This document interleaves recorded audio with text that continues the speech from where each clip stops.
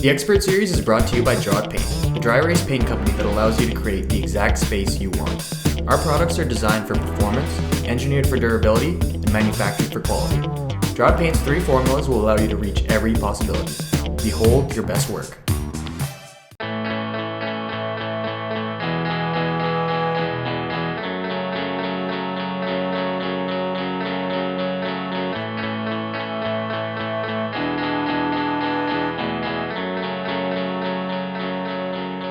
You have a love for ukuleles?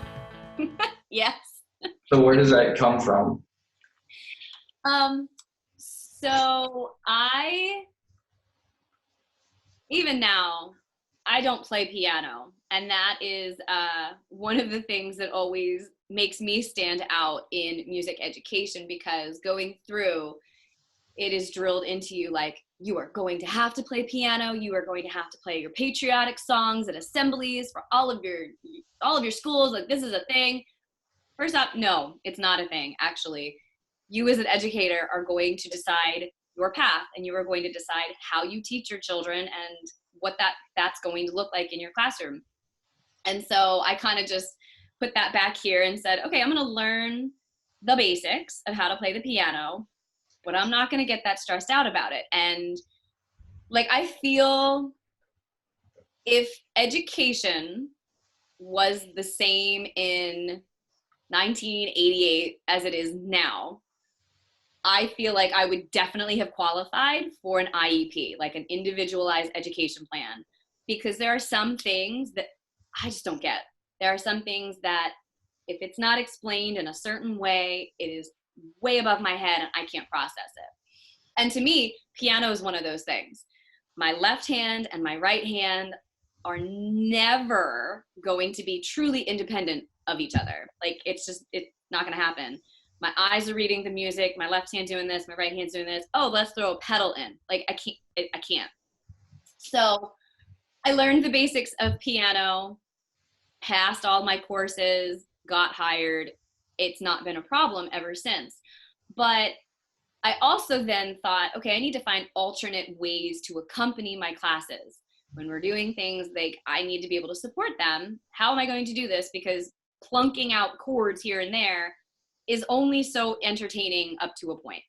So then there's the xylophones. You could use classroom instruments to do that and achieve that with. But then I got it into my head, because at one point I did learn how to play guitar. But at that point it was classical guitar, and it was more of a finger picking style. It was finger style. And I was more interested in learning the chords. So I had a guitar, and I just on the weekend was like trying to teach myself how to play it. And like most things, I got to a certain point. I was like, this is incredibly frustrating. Forget it. We're not doing this anymore. So a very good friend of mine and colleague who works in my school district, we often go on musical adventures during the summer.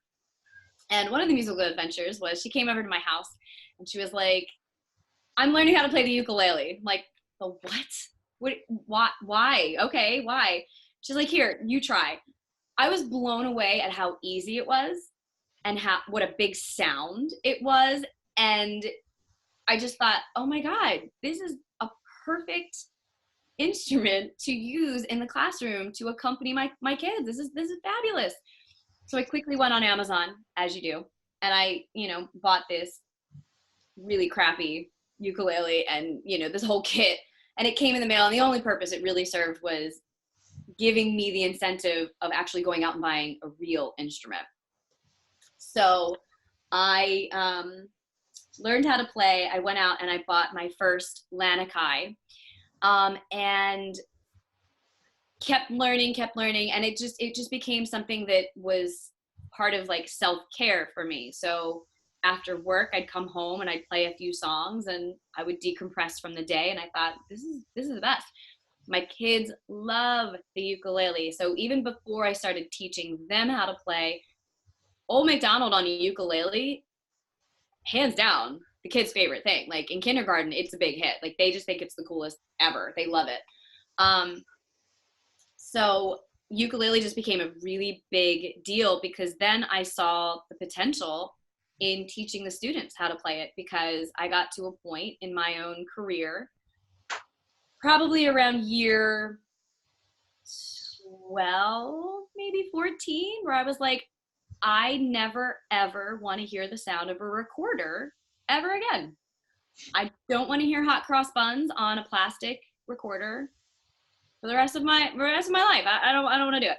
I don't want to teach it. I don't want to do it. I hate it. So I got rid of the recorder, and I had my principal order me 7 ukuleles, and we just kind of stumbled our way through that first year. And I realized that like this was an interesting thing, because no matter what, when you have 25 children strumming on a ukulele, no matter what they're doing, it sounds beautiful, and it is like a peaceful, quiet sound, and it's so nice. It's so nice to hear.